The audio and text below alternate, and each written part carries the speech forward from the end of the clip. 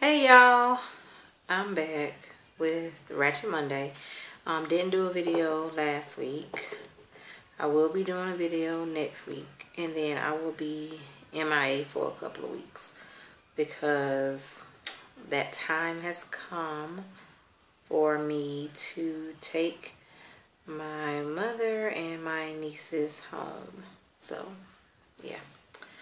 And when I go, I will be staying home for a few weeks. And yeah, when I go home, I really don't have time to do a whole lot, not make videos. Yeah, I don't have a whole lot of time, so I won't be making none. But let's just get into it. I am going to skip around. We do start off with Ashley and Kalina.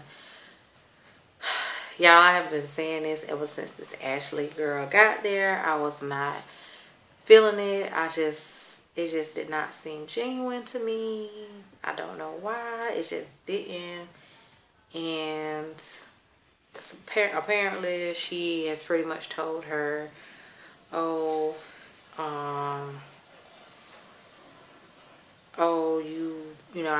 you can't be here anymore because I'm too distracted. I haven't had an album in, sorry, that's my Facebook.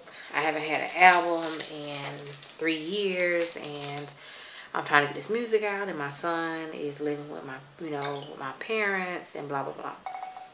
Okay. Then later on, she goes and talks to her husband, and he's just like, oh, I can't deal with this. I can't do this. Y'all, I'll never, I never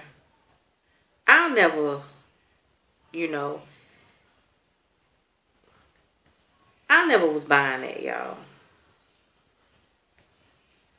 I just wasn't. Sorry. So, that's that. I don't know, y'all. I just felt like it was forced. I felt like they was doing it for the TV. We do see Tammy. She has her fashion line come out. That's cool or whatever. I feel like if you are given a platform, which reality TV is a platform, then you should try to capitalize on it. And no, everybody is not, everybody can't be no musician. I'm sorry, just being real. So why not do something? You're already a stylist. Why not do something, that relates to what you're already doing? So her having a clothes line to me is good.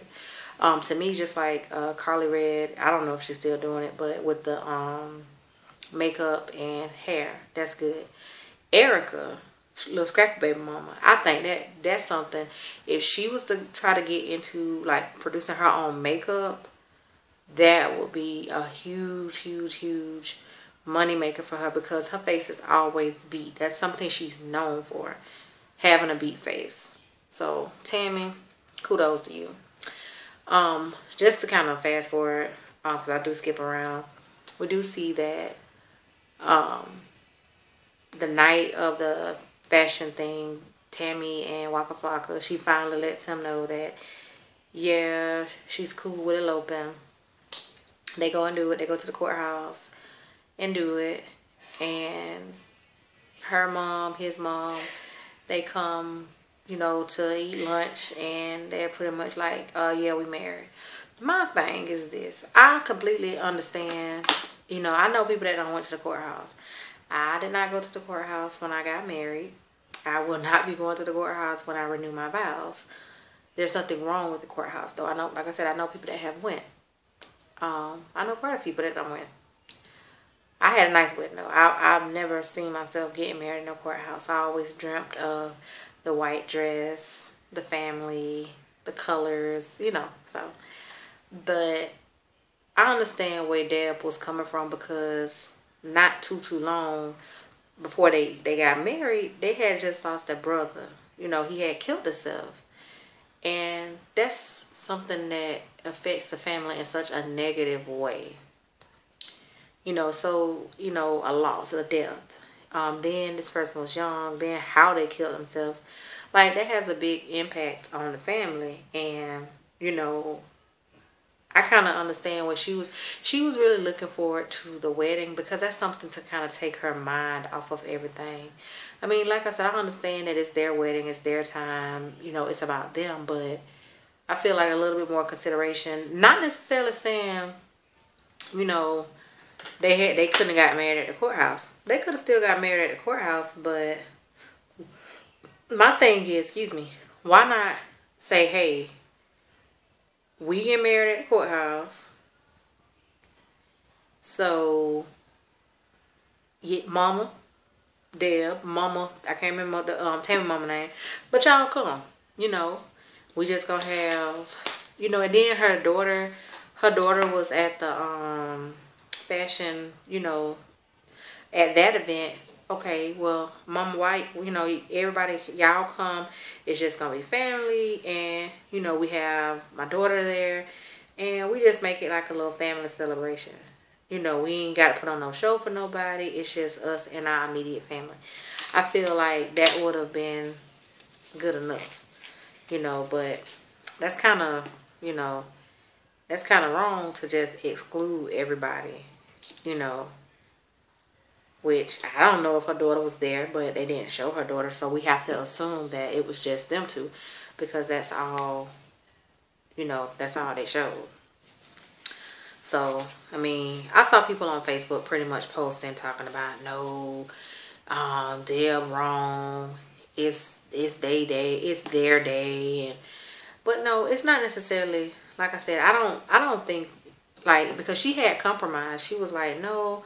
After her son died, she was like, you know what, we don't need no big wedding. We don't need that. We could just have a small, intimate wedding with the family.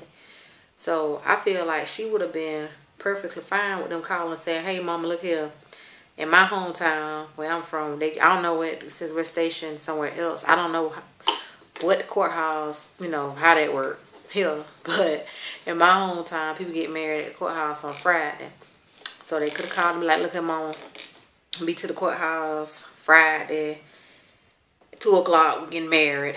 And I'm pretty sure she would have been fine. I know my cousin got married at the courthouse, and he said, him and his wife said it was some kind of miscommunication with my aunt. I don't know, but my aunt was very hurt because she was not there. You know, she didn't give a damn if it was the courthouse, the church, whatever, but she wanted to see her son get married. So I understand where Deb is coming from. All right. Little Scrappy.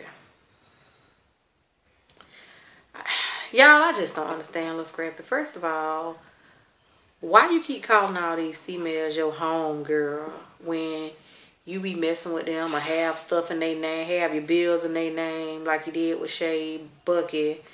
Like, then it's like, honestly, I just feel like Little Scrappy just be wanting some butt. Let's call a spade a spade. I just feel like he be wanting some ass. And I don't care what nobody say. Y'all cannot convince me that when that camera faded to black, that nothing happened, that he didn't put his hands on that girl in no shape, form. You just can't convince me of that. Because if nothing happened, why did it fade to black? And then when it came back, she looked all disheveled and this, that, and the third. Then when Mama D came to her house, kudos to Mama D. Mama D been listening to somebody, because her hair this season has really, not in that confessional, the confessional like the old Mama D, but during filming, it's a new Mama D. So kudos to her, because that bob tonight was everything. But she was just like, I don't condone what he did, no shape, form. That's my son, but I don't condone it. So that lets you know something happened. Yeah, so Little Scrappy, I'm not really understanding. Y'all, I'm starting to not believe nothing, no kind of nothing, rumors, because it seems like people put all their business on Instagram and all this here, but really it just be for ratings, because apparently him and Bambi is together. But y'all was just before the season started on Instagram talking about how, oh, she don't want to be with him because he broke. Which, yeah, Little Scrappy must ain't got a whole lot of money, because tonight Erica was like, not Erica's baby mama, Erica P was like, I'll pay for my drink. And he was like, oh, I can pay for it. She was like, no, you can't. So yeah, I caught that. Um, we do see that Benzino and Althea he proposed, which a very nice ring, lovely, very nice. A guy friend of mine on Facebook, he posed, he was like, he didn't understand, he was like, is Benzino just hard up? Honestly, y'all, I don't understand. I understand he got shot and he was sensing, feeling a little bit of vulnerability, but no, this just Benzino in general. I don't understand why he seems so hard up for love. Because he don't got no neck, but he's not like a really ugly person. He's not like a bad looking guy. He has a nice shape, nice body. He got money, so he has a lot going for him. And he does, to me, he seems like he would be like the perfect relationship guy. Like somebody that actually treats you like something. He seems like that type to me. Just somebody that's great in a relationship. So yeah, I'm just not, I don't know how this whole Althea thing gonna work out, y'all. We shall see. Okay. This is what I've been waiting on. This is the reason that I was like, you know what? I got to make a video. I guess it started Friday the 4th, which I hope everybody had a good 4th. TMZ. Which, yeah, we can't go by TMZ. I don't go to TMZ. But I just started seeing people posting. So I was like, well, let me go look at this. They are reporting that it is over between Stevie J and Jocelyn because the Puerto Rican princess is reportedly pregnant by Rick Ross. Then the other day on her Twitter, it was this whole thing where she was like, I sucked and fucked this, just name dropping Kevin Durant, Drake, doing some big time name dropping, which she said her Twitter was hacked. That's what she said. Okay. Now, to me, like I said a second ago, I'm taking everything with a grain of salt because it just seems like so much right now is done for ratings and for attention. It just really seems like that right now. So who knows? Now I did say that if it was true, on the off chance that it's true, that she's pregnant from Rick Ross, kudos to her. Just gonna be real, I'm not a gold digger, nothing like that. I worked all my life. I've never depended on a man for nothing. My husband takes care of me now because we married. But, so that's different. But kudos to her for, if she, hell, that's a come up. Rick Ross, Stevie J. Rick Ross, Steve, that's a come up, y'all. Come on, let's be real. And then you were just arrested a couple of weeks ago for over $1 million in child support. Anybody got time for that? So that's a come up. I'm sorry.